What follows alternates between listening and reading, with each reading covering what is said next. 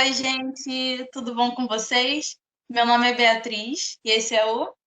Patrick, E hoje a gente veio estudar com vocês um pouco sobre o 30º Encontro Espírita sobre a vida e a obra de Eurípides Barçanufo. O tema desse ano é Eurípides Barçanufo e os Livros do Campo. E aí a gente vai falar de 3 tópicos, vamos colocar assim. 4. Primeiro a gente vai falar um pouco sobre a vida de Eurípides. Depois a gente vai falar um pouco sobre providência divina, depois fé, e depois um pouco como se relaciona Eurípides com os lírios do campo e todos os outros temas que a gente falou anteriormente. e tudo isso em 30 minutos. Oh, será que a gente consegue? Olha isso, rapaz. Mas, ok, vamos lá. Primeiro sobre Eurípides, né? Então, Eurípides nasceu numa cidade mineira chamada Sacramento em 1880. E desde muito cedo ele já mostrava sinais de muita bondade e de atenção para com todo mundo, né? Deixa eu ver o que mais eu posso falar. Ele tinha um alto nível de aprendizagem, por assim dizer. Ele conseguia aprender bem, ele estava bem na escola. Bia, o que você mais sabe dele? Bom, Sacramento ficava em Minas Gerais, né? Talvez nem É todo verdade. mundo saiba. E essa questão dele pequeno de sempre estar disposto a aprender, assim como ele sempre estava disposto a aprender, ele se dedicava às pessoas, como a mãe dele. Ele sempre foi bastante carinhoso e se preocupava com as pessoas que ficavam doentes, então ele já se mostrava uma pessoa aberta a isso.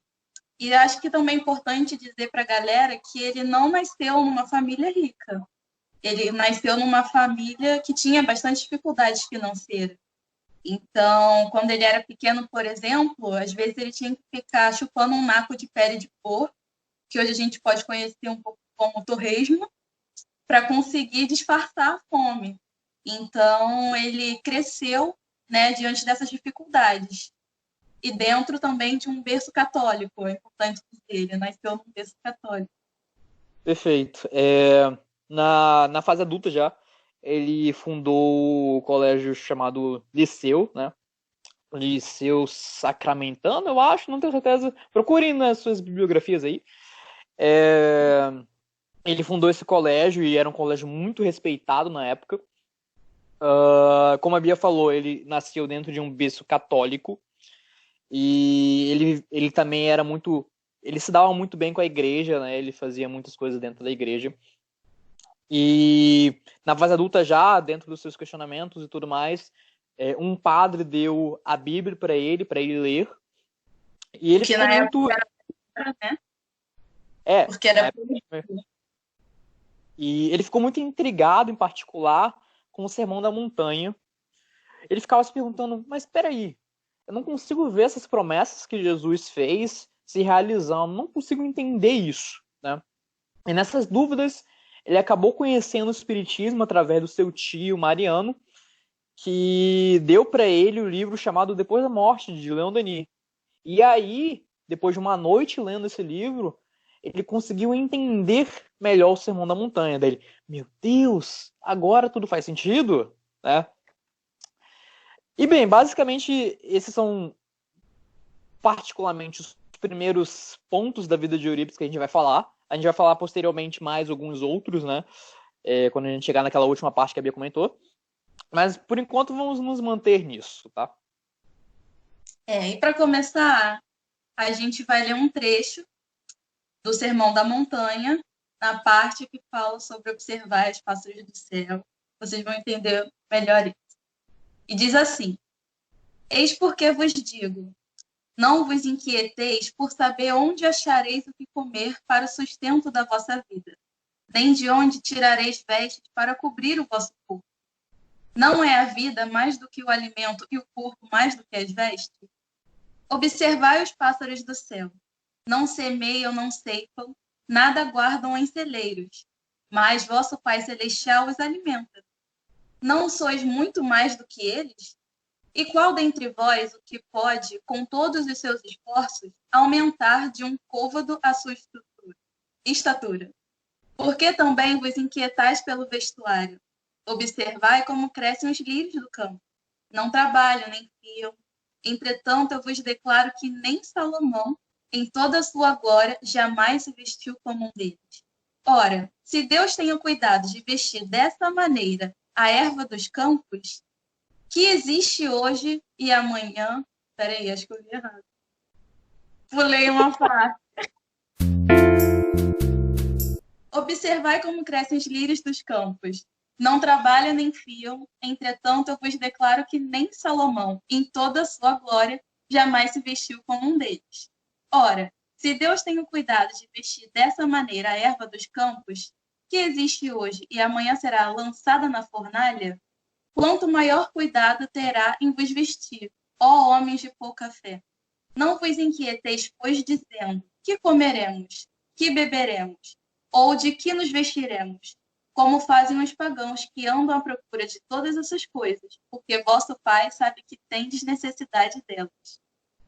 Perfeito, perfeito. Legal essa passagem, né, galera? Muito legal. Mas eu vou fazer uma pergunta para vocês, cara. Por que Jesus cita os pássaros e os lírios? Vocês conseguiram entender mais ou menos a ideia por trás? Então, né, existem vários motivos para ele ter citado elementos na natureza, mas um deles, em particular, é sobre o que a natureza faz, por assim dizer. E a melhor resposta para esse tipo de pergunta é: a natureza trabalha. E é muito legal isso, porque ele até cita ali em algum momento, os pássaros no céu eles não semeiam nem ceifam, nada guardam em celeiros, mas o vosso Pai o Celestial os alimenta. E isso é porque a natureza trabalha, né? Então, a natureza está a todo momento trabalhando para conseguir se manter, por assim dizer, né? Mas não só isso. O que é legal também é que existe meio que uma dualidade entre estarmos a todo momento trabalhando para nós progredirmos, e também a gente precisa ter, por outro lado, a fé que esse trabalho nos levará a um caminho melhor, né? Então existe a dualidade entre trabalhar para sair do lugar e ir para frente e saber que na frente tem uma coisa melhor, que no caso é a fé, né? A gente precisa ter essa junção dessas duas coisas, né? E basicamente a passagem fala sobre isso também. Sim. E aí é legal a gente fazer relação de que nada está solto no mundo, né? Essas relações, elas estão aos olhos de Deus. Deus, ele permite que a gente esteja aqui, permite que os pássaros e os lírios trabalham da maneira que eles vieram para trabalhar, e não seria diferente com a gente. Nós que somos espíritos imortais, que temos a consciência, né? A gente tem esse raciocínio, não seria diferente conosco. Então, tudo que a gente faz na nossa vida tem esse olhar de Deus. Então, mesmo quando a gente acha que está sozinho ou que nada faz sentido, por que, meu Deus, comigo? A gente tem que ter em mente de que Ele olha por nós e que está tudo no caminho. Inclusive ele até fala isso na passagem, né? Não vos inquieteis, portanto, pois, dizendo, que comeremos, o que beberemos, ou de que vestiremos, porque Deus, ele sabe de todas as nossas necessidades e irá prover-nos com elas, né? Mas vale notar uma coisa. O que eu acho que eu preciso não é necessariamente o que eu realmente preciso, né? Então, o que Deus coloca no nosso caminho para nos ajudar, na verdade, é exatamente o que eu preciso, né? Existe até uma frase, eu não sei se foi Jesus ou é só um ditado, mas nós não carregamos fardos maiores do que somos capazes de suportar. Então, tem isso. É tipo aquela relação de mãe, sei lá, quando você tá querendo comer muito doce, a sua mãe fala: meu filho, não vai comer muito doce porque vai te fazer mal. Naquela hora você não vai entender, vai reclamar, não vai gostar, mas depois no futuro você vai: poxa, minha mãe tinha razão, né? Eu não posso comer tanto doce assim, faz mal para minha saúde. Então, com Deus é mais ou menos assim, a gente pode ter esses momentos de não entender e de até não gostar muito de como as coisas estão indo, mas no final tudo vai fazer sentido. Pois é. O que nos leva a perguntar, né? Como é que exatamente a providência, Deus, age sobre a gente? Como é que Deus coloca essas pedras no nosso caminho, por assim dizer, esses obstáculos para a gente superar? Como é que ele faz isso, né? E como é que ele nos ajuda também, né? Porque, na verdade, tudo isso ajuda. Só que a gente não Sim. consegue ver exatamente com esses olhos, né? Mas como é que isso acontece? E talvez uma das melhores respostas para isso é que a gente sempre tem uma ajuda espiritual ao nosso lado. E não só isso, a gente tem um planejamento reencarnatório que está ali para a gente fazer com que a gente supere esses obstáculos, né? Então, a gente tem ajuda espiritual, a gente também tem a natureza ao nosso redor, tudo que a natureza nos provê é uma ajuda da providência. Nós mesmos temos a essência divina dentro de nós e as leis de Deus dentro de nós. Então, em todo lugar tem providência divina. Tem a providência divina agindo sobre nós, fazendo com que nós melhoremos. Né? Uhum. Fazer valer aquela frase de ter olhos de ouvir. Olhos de ouvir é ótimo. Olhos de ver e ouvidos de ouvir. Não, peguei essa ideia. Olhos de ouvir vai ser isso. Olhos de ouvir e ouvidos de ver. Com certeza. Com certeza. Talvez, Bia, eu acho que o último ponto que faltou aqui sobre isso é sobre a reencarnação. O que é reencarnação? Por que a reencarnação está ligada com providência divina? Sabe dizer? Tudo, né? Tá total relacionado à providência divina. Porque pensa só, imagina, eu tô aqui vivendo a minha vida e eis que eu tomo alguma decisão não tão legal e que talvez me atrapalhe em algumas circunstâncias. Se essa fosse a minha única vida, como é que eu poderia consertar isso? Como é que eu poderia tirar disso aprendizados e me tornar uma pessoa melhor?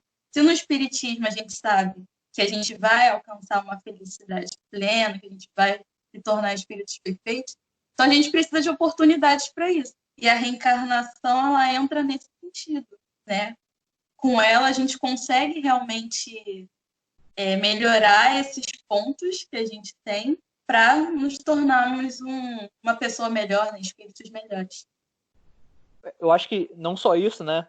Mas existe um outro ponto muito legal sobre a reencarnação que mostra que a providência divina é realmente uma coisa muito superior à nossa própria inteligência, que é o véu do esquecimento. Pô, imagina, cara, tu reencarnar sabendo de todos os erros que tu cometeu no passado. Será que esse conhecimento não iria ser um impedimento para o teu próprio progresso? Né? Então, o véu do esquecimento é uma coisa surreal que nos ajuda muito a conseguir progredir sem esse empecilho, por assim dizer, desse conhecimento de todas as nossas besteiras que a gente fez no passado, né, cara? É uma coisa muito legal. Graças a Deus. Graças a Deus. Acho que é isso pelo primeiro tema. Você, internauta que está acompanhando a gente ao vivo, tem uma pergunta? Não tem? Poxa, cara. Acontece.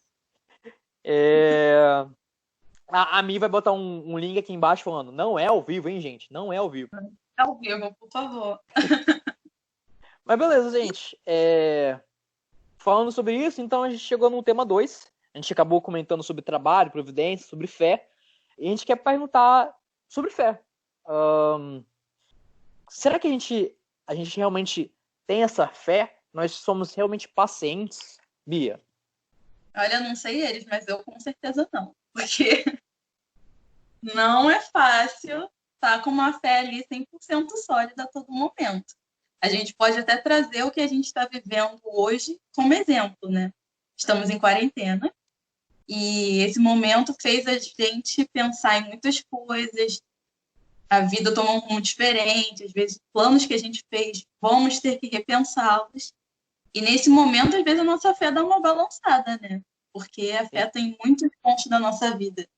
Mas, ao mesmo tempo, com esse tempo que a gente dizia não ter muitas vezes, a gente reflete mais sobre a vida e pode tomar decisões melhores. Por exemplo, como organizar planos para estudar ou começar a fazer algo novo. Tem aquele instrumento ali parado há muito tempo, agora você tem a oportunidade de aprender, de ficar mais perto da família. Então, é aquilo que a gente comentou. Às vezes a gente não entende o porquê de algo ruim estar acontecendo, mas com o tempo a gente vai aprendendo com isso e entendendo.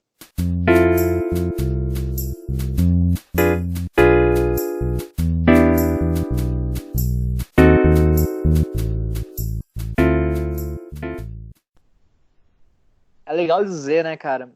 Eu tava conversando com meu pai um dia desses. E a gente tava falando sobre essa questão da pandemia, né, cara? Daí eu tava falando com ele. Mas, pai, será que fé é sobre ver a luz no fim do túnel? Ou é sobre saber que ela está lá? Mesmo que você ainda não consiga vê-la, né? E eu tava refletindo sobre isso, porque talvez muitos de nós não conseguimos ver que essa pandemia vai acabar, né? Mas fé não é sobre isso. Fé é saber que um dia o mundo vai ser melhor. Não necessariamente hoje, não necessariamente amanhã, mas saber, ter esse conhecimento, ter essa certeza que, na verdade, um dia tudo isso vai passar. E basicamente essa é a grande mensagem sobre esperança que devemos ter sempre em mente, né? Que um dia todas essas coisas irão passar, né? Mas fica essa pergunta, né, cara? Como a Bia falou, ela não tem fé, eu tenho, eu sou diferencial. Mas por que alguns de nós a fé talvez aparenta ser um pouco mais desenvolvida? Por que a gente ainda não consegue ter 100% de fé no nosso dia a dia? A gente não consegue ter essa certeza a todo instante, né? Por que isso? Sabe responder, B? Sei não, Patrick. Não sabe. Não sei. A grande diferença é que nós estamos em diferentes estágios evolutivos, com diferentes aquisições históricas e espirituais nossas, e que isso diferencia o nosso, aspas, nível de fé, por assim dizer. Isso não é bom nem ruim, tá, gente? É só uma diferença entre nós. Isso para deixar claro, é só uma diferença. O legal é que um dia todos nós iremos alcançar o nível máximo de fé, por assim dizer. O nível de perfeição absoluta. Relativo, quer dizer. O legal também é que, como a gente tem todas as leis divinas dentro de nós, nós também temos todas as potências da alma dentro de nós. E todos os germes divinos dentro de nós. É como se nós nascermos com a genética divina dentro de nós. E conforme a gente progride, esses germes, essa genética vai se desenvolvendo e a gente vai acabar em um dia tendo toda essa perfeição relativa adquirida, por assim dizer. Então, tudo bem a gente não ter esse nível 100% de fé ainda, né? Mas saiba, tenha certeza que temos fé. A fé meio que jaz em nós, tá? Não é que você não tenha fé, você tem fé, isso é uma certeza, ok? Isso é uma certeza.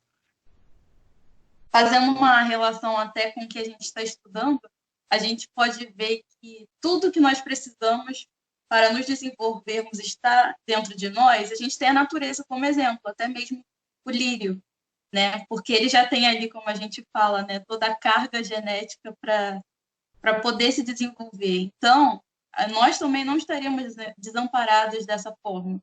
Nós, como espíritos, também temos tudo isso que a gente necessita para conseguir alcançar, né, essa perfeição. Então, é uma certeza que a gente tem que ter. Deus não ia deixar a gente desamparado dessa forma. E novamente a gente entra no assunto sobre providência divina.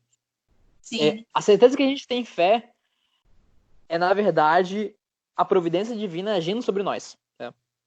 Isso é muito legal.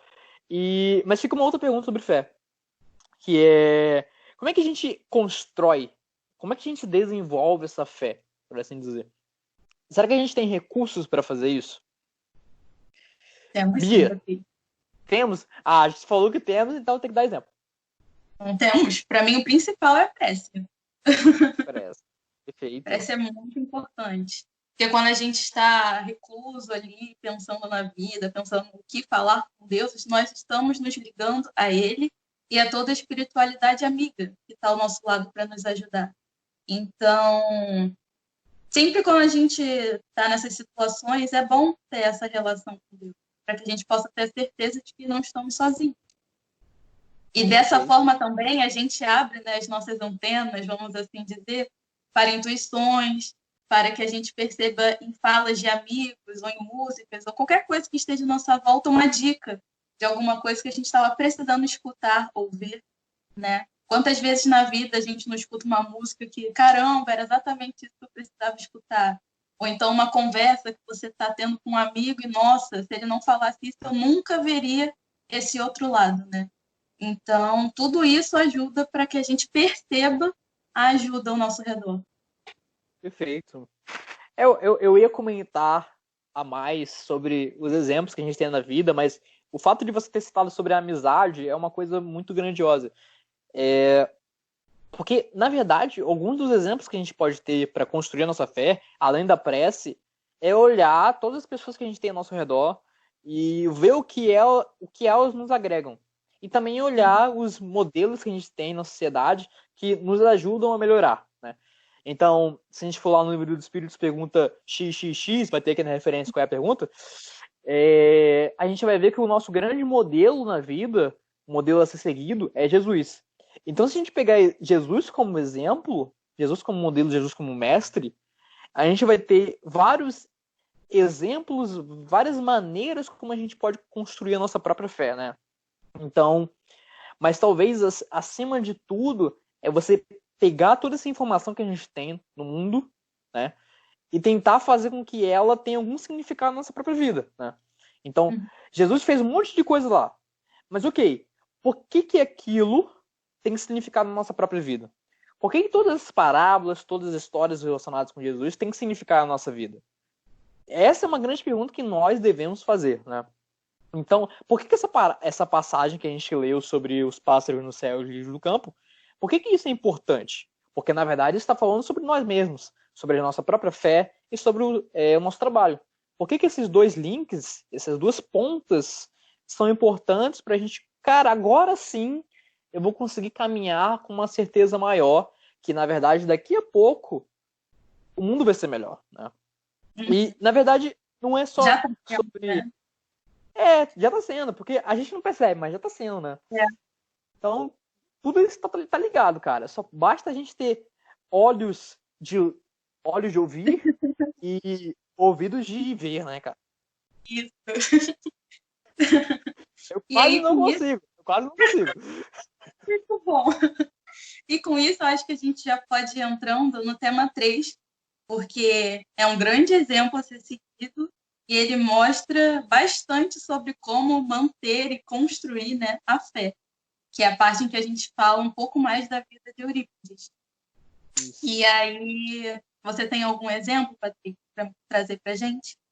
Eu acho que talvez, como primeiro exemplo, por assim dizer, mas não é exatamente um exemplo, é só um link entre ideias, que Uhum. é por que a gente está falando sobre Lírios e Eurípides, né? É uma pergunta que vocês podem estar se perguntando. Você, aí, telespectador, que está nos assistindo ao vivo, você se perguntou isso? Você se perguntou qual é a relação entre Lírios e Eurípides Bassanufo? Se você se perguntou, aqui vai a resposta, meu amigo. Na verdade, uma das respostas. Então, existe uma parte meio que histórica na vida de Eurípides que é, digamos, aspas, as flores de Aida. Aida era uma aluna de Eurípides, confere, Bia? Certo. Era uma aluna de Eurípides. E no desencarne de Eurípides, Aida levou lírios para ele, fez uma coroa de lírios para ele, né? Então isso é uma das ligações entre Lírios e Eurípides. Mas vamos continuar, vamos falar agora sobre exemplos de Eurípides. Eurípides agindo como uma fonte de fé, uma fonte de trabalho. Bia, me Sim. fale aí uma coisa que você sabe aí sobre isso. Tem um que eu adoro, porque ele faz uma coisa que eu com certeza não faria, que é uma situação em que ele estava andando na rua. Agora eu não lembro o que ele ia fazer, mas ele estava andando e eis que ele recebe, né, uma mensagem de... Foi Bezerra? Foi Bezerra, Bezerra. Bezerra. Avisando a ele de que na esquina teria dois homens que estavam ali para matar Eurípides. Porém, Ele diz que está tudo certo, que ele pode continuar andando, que nada vai acontecer a ele. Eu escutando isso, poxa, Bezerra, sei que você, né, é um cara bom, mas essa coragem aí não tô tendo ainda. Eurípides, pelo contrário, fez o que? Continuou andando. E ao chegar na esquina e ver os dois homens, ele diz boa noite. Isso. E aí ele deseja boa noite àqueles homens. E eles respondem, boa noite, seu Eurípides. E assim foi, ele continuou o seu caminho e nada aconteceu. Olha só, como esse exemplo é bizarro se você for analisar, cara. Olha só, cara. Imagina hoje em dia. Imagina hoje em dia você tá andando. E tu, de boa, tá andando lá tranquilaço. Daí vem alguém e fala assim, pô, cara, tá vendo aqueles dois ali, aqueles dois sujeitos ali, aqueles dois moços ali, ó? Então, cara, aqueles dois ali, eles vão te matar. Eles estão ali para te matar. Daí tu, eita, vixe. E agora? Daí o cara, não, tá tranquilo, fica sus, fica de boa. Vai que nada irá te acontecer. Tranquilaço. O que tu faria, cara? O que tu faria? Mano, olha só. Complicado. Eu e a Bia, a gente com certeza ia falar, olha, eu agradeço a informação. Eu confio em você, cara. Eu confio em você, mas eu não confio neles. Tô partindo. Tô partindo porque não dá. Mas não, cara. Eurípides confiou. E isso, cara, é um dos grandes diferenciais, digamos assim, e um dos grandes exemplos de fé que a gente pode tirar de Eurípides. Olha essa fé, cara.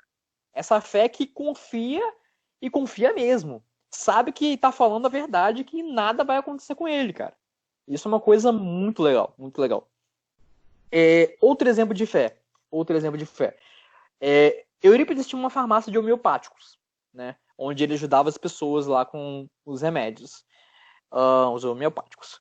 E daí tinha vários funcionários, e quando acabava os suprimentos, ou estava na reta final de acabar os suprimentos, os funcionários perguntavam, Eurípides, e agora? O que vai acontecer com os... A gente está sem suprimentos, blá, blá, blá, blá, blá, blá.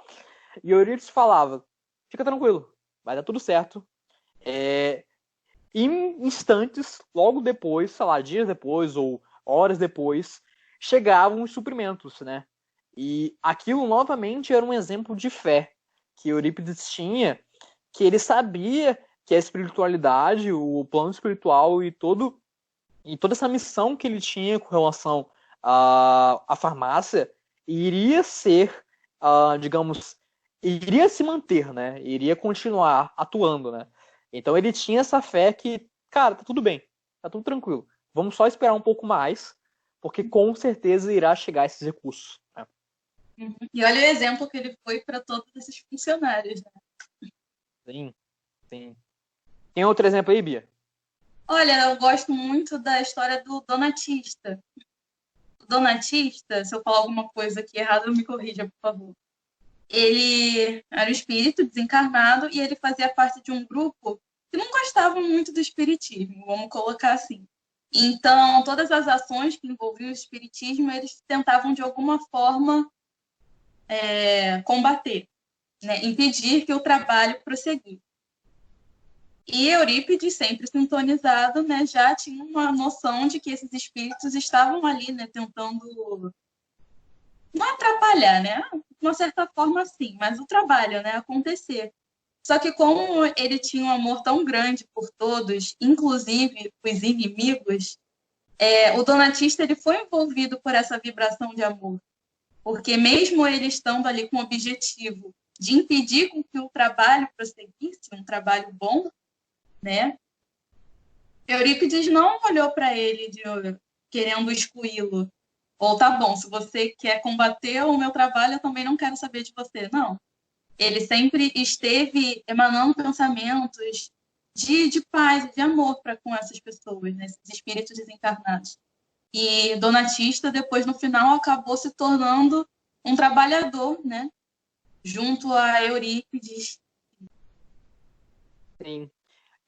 Eu acho que talvez a última mensagem que a gente pode tirar da vida de Eurípides e está relacionada ao espírito donatista é que para se manter com esse pensamento otimista e para conseguir se manter no trabalho, por assim dizer, ele sempre estava meio que num estado de prece. Ele estava em todo momento fazendo prece, em todo momento. Então, em várias passagens, ele está fazendo uma prece para depois se comunicar com o Donatista, por exemplo, para manter esse diálogo da melhor maneira possível, né? Então, esse estado de prece nos ajuda bastante. Se a gente conseguir chegar um pouquinho próximo disso, de tentarmos nos manter o máximo conectado com a espiritualidade, cara, será um grande diferencial para nós mesmos, né? E não só para nós, mas também a todos aqueles que nos rodeiam, porque nós também somos fontes de ensinamento para todos aqueles que nos rodeiam, né? Então, isso é mais um exemplo da vida de Eurípides. Existem outros milhares que a gente não tem tempo de comentar, mas vocês podem ver aqui, ó, nessa não referência, não tem referência embaixo, não tem referência embaixo. Mas vocês podem procurar aí, devem ter várias referências sobre a vida de Eurípides, sobre vários ensinamentos que a gente pode tirar sobre a vida dele. E, enfim, gente, tem muita coisa aí. E eu acho que a gente tá sem tempo agora, mas fique esperto. Fique esperto. Espero que a gente possa ter acolhido e abraçado vocês de alguma forma, que vocês tenham gostado de conhecer um pouco mais sobre a história de Eurípides, estudar um pouco sobre uma passagem de Jesus e que isso possa ajudar vocês. É isso, gente. Muito obrigada. Gente. Tchau.